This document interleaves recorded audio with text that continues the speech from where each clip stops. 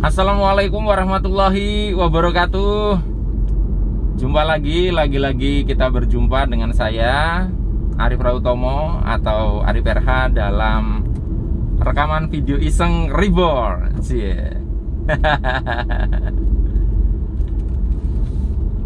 Ya, teman-teman semua, dalam video kali ini saya mau membahas tema judulnya ketakutan itu ada di luar atau di dalam ya. Ketakutan itu ada di luar atau di dalam. Teman-teman, ketika kita merasa takut itu sebenarnya ada penyebab yang menyebabkan kita takut, atau karena memang sudah ada ketakutan di dalam. Sebagai gambaran supaya Anda lebih paham ya. Kalau misalnya Anda lihat macan nih di hutan misalnya, Anda lagi jalan, tiba-tiba ada macan liar nongol di depan Anda. Mungkin Anda kemungkinan besar akan takut ya. Nah, pertanyaannya adalah, Anda itu jadi takut karena keberadaan macan itu, atau sebenarnya macan itu hanya sebagai trigger dari ketakutan yang sudah ada di dalam diri Anda? Nah, sebagian besar orang akan berpendapat bahwa ya takut itu pemicunya karena macan itu, harimau itu. Tapi entah kenapa saya mulai mencoba melihat dari angle yang berbeda, bahwa jangan-jangan sebetulnya harimau itu hanya men-trigger, hanya memicu ketakutan yang sudah ada. Nah, mungkin Anda menyangkal ini, ya enggak Pak, karena kalau tidak ada macan kan tidak takut macan. Nah, yang saya sampaikan bukan soal takut macannya, tetapi melampaui takut terhadap macan itu. Yaitu apa? Sebenarnya ujung-ujungnya kan ada satu ketakutan di dalam diri Anda, yaitu takut mati. Nanti kalau dimakan macan mati, ya kan? Jadi takut mati sebenarnya sudah ada di dalam diri Anda yang menjadi aktual ketika ada macan. Dan saya yakin kalau misalnya jangan diganti macan deh, diganti singa, kan tetap takut mati juga. Nah, kenapa saya mulai terpikir hal ini? Gara-garanya begini. Di medsos itu ada bukan hanya dua ya, beberapa kelompok pendapat terkait dengan sikap terhadap COVID-19. Ada aliran positive thinking akut. Positive thinking akut itu mereka pokoknya menghindari berita-berita terkait COVID ya, tidak mau posting hal apapun terhadap COVID ya. Ya, kemudian aliran yang kedua adalah aliran bagi saya ya, aliran negative thinking akut, yaitu aliran dimana postingan-postingan mereka membuat paranoid ya. Postingan mereka membuat paranoid katanya. Nah, sekarang saya mau mendiskusikan melampaui keduanya. Sebenarnya ketika misalnya Anda membaca postingan-postingan terkait COVID-19, data kematian pasien COVID berapa, di Italia berapa, bagaimana di Amerika, itu Anda jadi takut nggak sih? Nah, banyak orang yang bilang, wah saya tuh baca postingan-postingan kamu tentang COVID kok jadi takut gitu loh. Sehingga ada satu label bahwa ada orang-orang yang suka menebarkan rasa takut. Nah, saya jadi bertanya-tanya sekarang, sebetulnya jangan-jangan kita perlu mengkaji nih, sebetulnya apakah betul kita takut terhadap COVID-19? Kemudian apakah yang membagikan data terkait COVID itu pasti mereka itu punya rasa takut lalu mereka sebarkan? Atau kemungkinan ketiga yang tadi saya contohkan, sebetulnya kita tuh tidak takut COVID-19. Kita sudah punya rasa takut di dalam, yaitu rasa takut mati, yang kepicu karena COVID-19.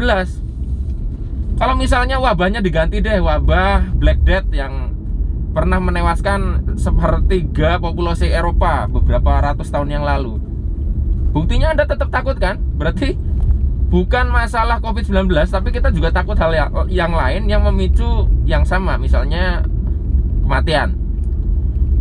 Nah, mungkin ada di antara Anda yang mengatakan, saya tidak takut mati, Pak. Saya takut kehilangan orang-orang yang saya cintai. Ya sama aja sebetulnya. Berarti kan Anda takut kehilangan orang lain jadi mati. Tetap ujung-ujungnya takut terhadap kematian atau apapun ya. So, maksud saya adalah teman-teman, artinya kalau kita mau belajar dari peristiwa ini, jangan-jangan yang namanya data yang disampaikan oleh para dokter, teman-teman kita yang posting, itu mereka sekedar menyampaikan data saja. Ya, statistik saja gitu loh. Statistik bahwa ini loh yang terjadi, dan reaksi kita tuh tergantung apa yang sudah ada di dalam. Ketika Anda mendapatkan data bahwa omset Anda turun, maka itu menjadi sebuah feedback. Wah, berarti saya harus meningkatkan ini. Berarti ada yang salah ini. Berarti ada yang harus saya perbaiki ini, kan gitu. Bukan terus Anda jadi takut untuk jualan, kan harusnya begitu. Jadi data itu sekedar feedback. Nah sama sekarang, wah yang mati segini, yang positif segini dan sebagainya. Kita asumsikan datanya ini akurat ya, tidak dimanipulasi. Maka artinya data tentang COVID ini sebenarnya hanya data. Jadi kalau kita takut, kita perlu bertanya, sebenarnya saya tuh punya rasa takut apa di dalam yang akhirnya terpicu karena ini. Jadi ini adalah saat yang tepat kita untuk mengeksplorasi rasa takut sesungguhnya yang sudah ada di dalam diri kita masing-masing. Yang artinya apa? Kalau dalam spiritualitas, rasa takut itu juga menunjukkan titik-titik di mana kita melekat. Kita menempel kepada hal-hal duniawi yang kita harapkan sesuatu itu selalu ada, selalu abadi dan tidak pernah musnah. Nah sebetulnya kan itu satu hal yang mustahil ya. Ini melorot. Maklum sambil nyetir. Ini nanti pasti ada yang komen, pas ngajari nggak bener itu, lagi nyetir kalau bikin video.